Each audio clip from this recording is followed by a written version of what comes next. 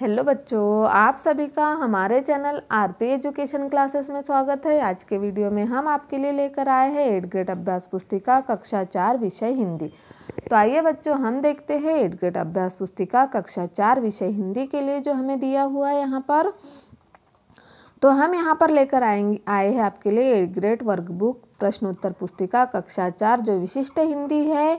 तो देखिए, अनुक्रमणिका दी हुई है। तो इस वीडियो में हम आपके लिए लेकर आए हैं पाठ 19 जब मैं पढ़ता था। पाठ 19 क्या है? जब मैं पढ़ता था।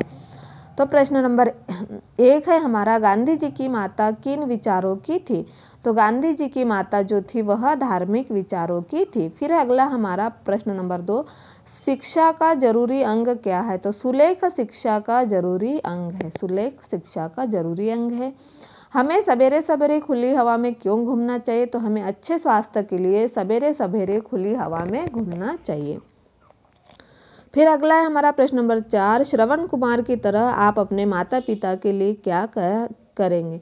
तो श्रवण कुमार की तरह हम अपने माता पिता को तीर्थ यात्रा करवाएंगे और घर में उनकी खूब सेवा करेंगे। हम क्या करेंगे? घर में उनकी खूब सेवा करेंगे। फिर अगला प्रश्न है हमारा प्रश्न नंबर 5, दिए गए गद्यांशों में से संज्ञा और सर्वनाम शब्द छांटकर लिखिए। गांधी जी का जन्म पोरबंदर में हुआ। वे राजकोट पढ़ने गए। उन्होंने पुस्तकों में पढ़ा था कि सरल बोलना लाभकारी होता है। हमें हमेशा अपना आचरण साफ स्वच्छ रखना चाहिए। तो उसमें हमें संज्ञा शब्द लिखना है। तो संज्ञा है गांधी, पोरबंदर, राजकोट, पुस्तकों और सत्य। यह क्या हो गया? संज्ञा शब्द। और सर्वनाम वे, उन्होंने, हमें, अपना, आदि। यह क्या हो गया? हमारा सर्वनाम।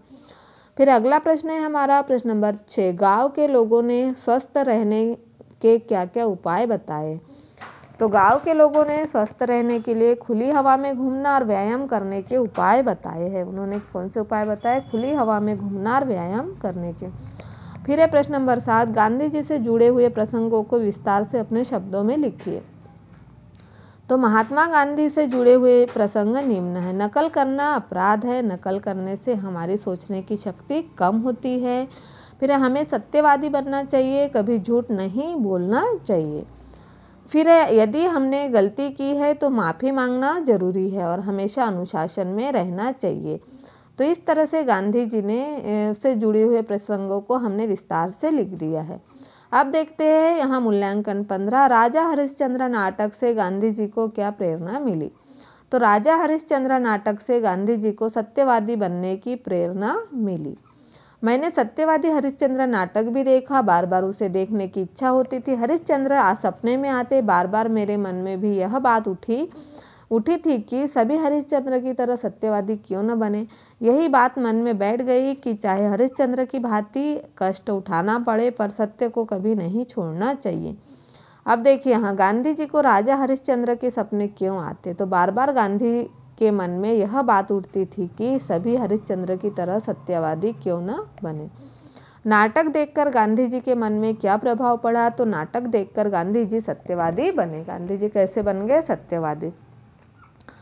फिर अगला है हमारा प्रश्न नंबर 3, गांधी जी के बारे में दिए गए बिंदुओं के आधार पर उत्तर लिखिए। नाम मोहनदास करमचंद गांधी, जन्म 2 अक्टूबर 1869, परिवेश शिक्षित, शिक्षा कानून की पढ़ाई, दिनचर्या अनुशासित, पारिवारिक स्थिति मध्यम वर्ग और अच्छी आदतें हैं सदाचारी, अनुशासित और आपके लिए मददगार, देश स्वतंत्र कराने में मदद।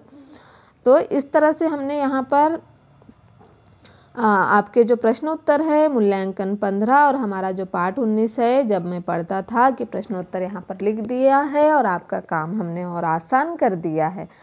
तो आप हमारे चैनल पर नए हो तो हमारे चैनल को सब्सक्राइब ज़रूर कर लीजिए और बेल आइकन को प्रेस करना ना भूलिए ताकि आपको हमारे आने वाले वीडियो के नोटिफिकेशन मिलते रहेंगे।